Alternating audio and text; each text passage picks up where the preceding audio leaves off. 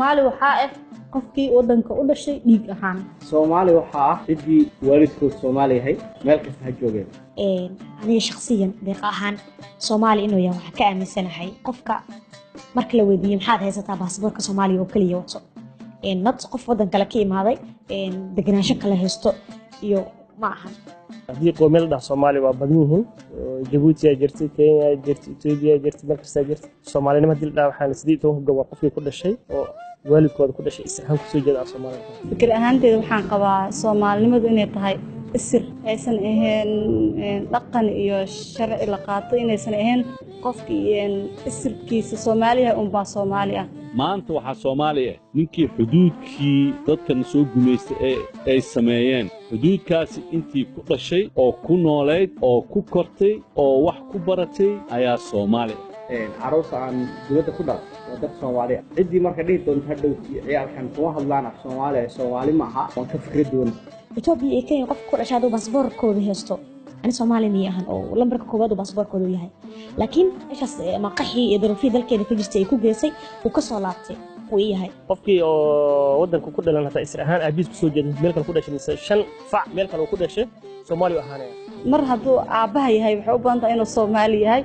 oo hooyada Soomaali ahayn way dhici kartaa qofkaas inuu isir Soomaali la dhigi karo waxa darana isleeyahay markii oo dhanka aabaha ay tahay inuu qofka aabiis uusan ahayn Soomaali taasal dhigi kara Soomaalinimada xoogaa waxa ku jira shaqada madaxdeena waxa ugu badan inay baasaboor ajnabi haystaan bari marka xilka ka tagno waan baxnaayo wadamadeena ku laabanaa marka xil raadiskana waa imaanayo magaaladii waxaan dadkii dhinac ka raacnaa taas marka Soomaali ma dhigi karno laakiin qofka Muqdisho ku dhashay ama Soomaaliya ku dhashay haduu maanta xilka xitaa waayo at least gobolka ku soo jeeday xitaa ku laabto laakiin ma aha inuu America iyo London aadaan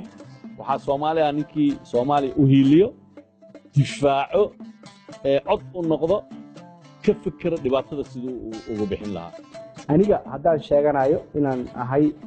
qof Ingiriis iyagana wax u diidayo ma leh haddii ay ka soo baxaan sharciga wadanka wuxuu qabo Soomaali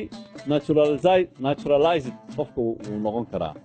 markii muddo uu deganaado sharci uu ku degan yahay dastuurku wuxuu u ogolaado ayuu maqaanaa qof ku dhashay wadanka Soomaaliya sinjiidu heli karaa laakiin ma ahan Soomaali dhalatay hadda dadka Soomaalida dibadda jira caruurahooda kale ma ka saayaan afka Soomaaliga oo si waadax ah qofka ugu hadlaayo laakiin way ogyihiin in jinsiyadooda ama dhalashadooda asal ay tahay wadan Soomaali la dhaho inay ka soo jeedaan